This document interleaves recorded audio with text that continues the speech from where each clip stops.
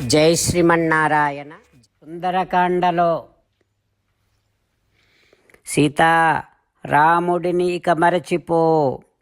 రాముడికి రాజ్యం లేదు, సంపదలు లేవు, కష్టాల్లో ఉన్నాడు. అనుకున్నవి ఏవీ చేయలేనటువంటి చేతకానటువంటి వాడు నీ రాముడు అని ఆ రాక్షస స్త్రీలు అనగానే సీతమ్మకు కళ్ళ నిండా నీళ్లు నిండిపోయాయి. సీతమ్మ ఇలా అంటుంది, మీరందరూ కలిసి నన్ను ఇన్ని మాటలతో బాధ పెడుతున్నారే, మీకు ఇది పాపం అని అనిపించటం లేదా? నేను రావణుణ్ణి అంగీకరించను. మీరందరూ కలిసి కామం ఖాదత మాం సర్వా న కరిష్యామి వో వచః. మీరందరూ కలిసి నన్ను తినేసినా సరే మీరు చెప్పినట్టు మాత్రము చేయను, మీ మాటలు వినను. దీనోవా రాజ్యహీనోవా, దీనుడే అయినా రాజ్యహీనుడే అయినా సరే నాకు నా రాముడే గొప్ప. నా రాముడి మీద నాకు ఉండేటటువంటి ప్రేమ ఏనాడూ తరగదు. సువర్చల సూర్యుడిని ఏ రకంగా ప్రేమిస్తూ ఉంటుందో, శచీదేవి దేవేంద్రుడిని ఏ రకంగా అనువర్తిస్తూ ఉంటుందో, అరుంధతి వశిష్ఠుణ్ణి ఏ రకంగా ప్రేమిస్తూ ఉంటుందో, రోహిణి చంద్రుడిని ఏ రకముగా అనువర్తిస్తూ ఉంటుందో, లోపాముద్ర అగస్త్యుడిని ఏ రకముగా అనుసరిస్తూ ఉంటుందో, సుకన్య చ్యవనుడిని ఏ రకముగా ప్రేమిస్తూ ఉంటుందో, సావిత్రి సత్యవంతుడిని ఏ రకముగా ప్రేమిస్తూ ఉంటుందో, శ్రీమతి కపిలుడిని ఏ రకముగా అనువర్తిస్తూ ఉంటుందో, మదయంతి సౌదాసుని ఏ రకముగా ప్రేమిస్తూ ఉంటుందో, కేసిని సగరుని ఏ రకముగా అనువర్తిస్తూ ఉంటుందో, దమయంతి నలుని ఏ రకముగా ప్రేమిస్తూ ఉంటుందో, తథా అహం ఇక్ష్వాకువరం రామం పతిం అనువ్రత. నేను కూడా ఇక్ష్వాకు కుల శ్రేష్ఠుడైనటువంటి నా పతి రామభద్రుడినే ప్రేమిస్తూ ఉంటా. నా పతి శ్రీరామచంద్రుడినే అనువర్తిస్తూ ఉంటా. నా పతి రఘునందనుడిని మాత్రమే అనుసరిస్తూ ఉంటా అని సీతమ్మ అనగానే రాక్షస స్త్రీలు ఇంకా కోపముతో సీతమ్మను భయపెడుతూ ఉన్నారు. అక్కడే ఆ సింసుపా వృక్షము మీద దాగి ఉన్నటువంటి హనుమ ఏమీ మాట్లాడకుండా సీతమ్మను భయపెడుతూ రాక్షస స్త్రీలు మాట్లాడే మాటలన్నీ ఆంజనేయ స్వామి వింటూ ఉన్నాడు. సీతమ్మ దుఃఖిస్తూ కళ్ళు తుడుచుకుంటూ ఆ హనుమ ఉన్నటువంటి సింసుపా వృక్షము క్రిందనే కూర్చొని ఉంది. శోకసాగరములో ఉన్నటువంటి సీతమ్మను చుట్టూ చేరి బాధ పెడుతూ భయపెడుతూ ఉండేటటువంటి రాక్షస స్త్రీలను, వారి మాటలను అన్నింటినీ గమనిస్తూ ఉన్నాడు ఆంజనేయ స్వామి. సీతమ్మ చుట్టూ ఉన్నటువంటి రాక్షస స్త్రీలు ఇంకా కోపముతో సీతమ్మను భయపెట్టిస్తూ ఉన్నారు. కృశోదరి అనేటటువంటి రాక్షసిలా అంటోంది, ఓ సీత, నువ్వు ఇప్పటిదాకా నీ భర్త మీద ప్రేమను చూపించావు, ఇక చాలు. ఏదైనా సరే అవసరానికి మించి చేస్తే, ఏదైనా సరే అతిగా చేస్తే కష్టాలే వస్తాయి. రామచంద్రులను మనసారా ధ్యానము చేస్తూ పరమదయాలువు పరమశివుడు చెప్పిన పరమపావన రామనామాన్ని చెబుతూ మనము రామనామ గానము చేస్తూ ఉంటే అదిగో సీతారామచంద్రులు, పార్వతీ పరమేశ్వరులు, ఆంజనేయ స్వామి సకల దేవతలు, పితృదేవతలు, మహర్షులు, ఆచార్యులు, భాగవతోత్తములు అందరూ మనని చూసి ఆనందముతో అనుగ్రహిస్తున్నటువంటి దృశ్యాన్ని భావన చేస్తూ నోరారా రామనామగానము చేద్దాం.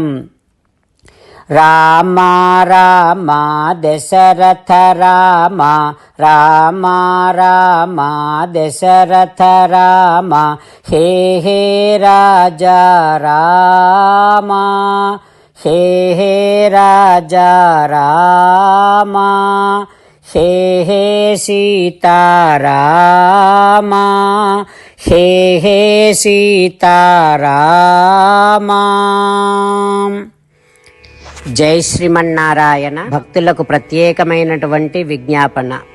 మీకు అన్ని విషయాలలో వెంటనే మంచి ఫలితాలు రావాలి అనంటే ప్రతిరోజు 1 నిమిషం వెచ్చించి నారాయణాస్త్రాన్ని చదవండి.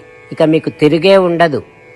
నారాయణాస్త్రాన్ని పొందడానికి మీరేం చేయాలంటే నారాయణాస్త్రం అనే వెబ్సైట్కి వెళ్ళి మీ పేరు, మీ ఈమెయిల్ ఇస్తే మీ ఈమెయిల్కి నారాయణాస్త్రం PDF వస్తుంది. అందులో ఒక రామాయణ శ్లోకం, ఒక గీతా శ్లోకం, ఒక విష్ణునామం ఉంటాయి. ఆ 3 కలిపి నారాయణాస్త్రం అంటాం. ప్రతి ఒక్కరికి వేరువేరు శ్లోకాలను ఇస్తున్నాం.